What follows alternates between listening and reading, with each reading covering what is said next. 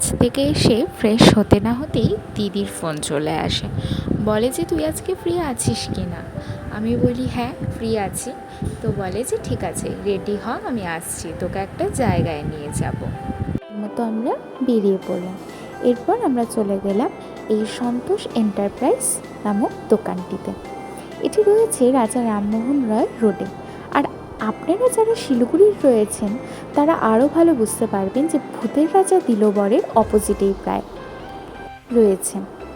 এখানে আসার মূল কারণটি হলো দিদির কিছু আর্টের জিনিস লাগতো, আমারও কিছু লাগতো, কিন্তু আমরা ভাবিনি এই দোকানটিতে এত কিছু রয়েছে, এত সুন্দরভাবে সাজানো, এত কিছু দিয়ে দেখে তো মনে হচ্ছিল গোটা দোকানটাই তুলে নিয়ে চলে আসি, কিন্তু সেটা তো আর সম্ভব নয়। যেটুকু দরকার সেটুকুই নিয়ে আমরা সমস্ত দোকানটি ঘুরে ঘুরে দেখলাম। যাদের আর্ট এবং ক্রাফটের জিনিসপত্র প্রয়োজন তারা এই দোকানটিতে একবার আসতেই পারেন। আমি কথা দিচ্ছি এই দোকানটি ঘোরার পর আপনাদের আর অন্যত্র যাওয়ার কোনো প্রয়োজন হবে না।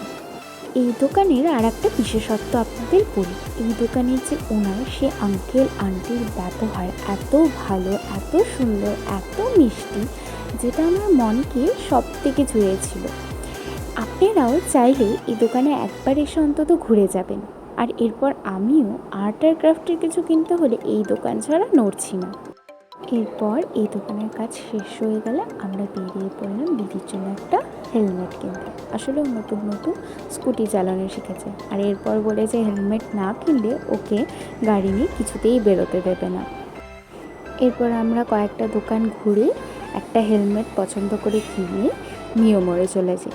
খিদে পেয়ে গেছে অনেকক্ষণ ঘোরাঘুরি করার পর। তারপর সেখান থেকে খেয়ে আর কি বাড়ির উদ্দেশ্যে রওনা দিলাম।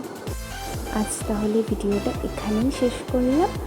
আমার ভিডিওটি যদি ভালো লেগে থাকে তাহলে আপনারা সাবস্ক্রাইব করে দেবেন।